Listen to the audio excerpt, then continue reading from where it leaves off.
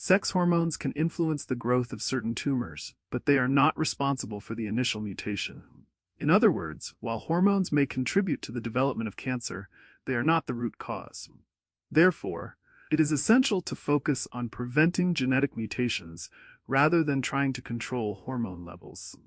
It is crucial to know which hormonal types we are using because each hormone is different, with some synthetic non-bioidentical hormones being up to 200 times more potent, and many with much longer half-lives compared to their natural bioidentical counterparts.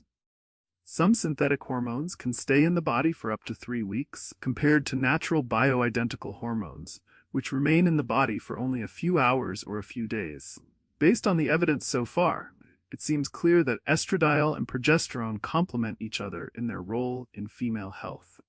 Estrogen promotes proliferation in the uterus and breasts, while progesterone stops accumulation and promotes differentiation. This balance is essential for the proper function of the reproductive system. In the case of premenstrual syndrome, progesterone withdrawal can cause sloughing of the uterine lining and breast duct epithelium.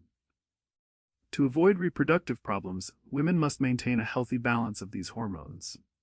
Natural bioidentical progesterone, not synthetic, is a hormone that has many vital functions in the body, including regulating the menstrual cycle and supporting pregnancy.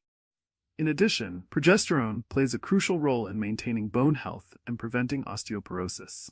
However, progesterone also has some potential anti-estrogenic actions in the uterus and breast.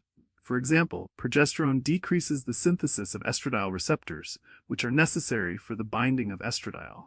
Additionally, progesterone increases the conversion of estradiol to inactive estrone by inducing 17-hydroxysteroid dehydrogenase 2. As a result, progesterone may reduce the amount of active estradiol in the body, 63, which could have beneficial effects in certain situations, such as breast cancer. Therefore, while more research is needed to understand the implications of progesterone's anti-estrogenic actions fully, it is clear that this hormone has the potential to disrupt estrogenic processes in the body.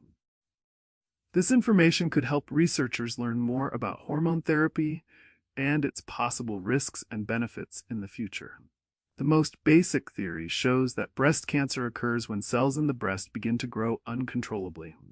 While many different factors can contribute to this abnormal cell growth, one of the most important is the hormone progesterone. Progesterone helps to regulate the development of breast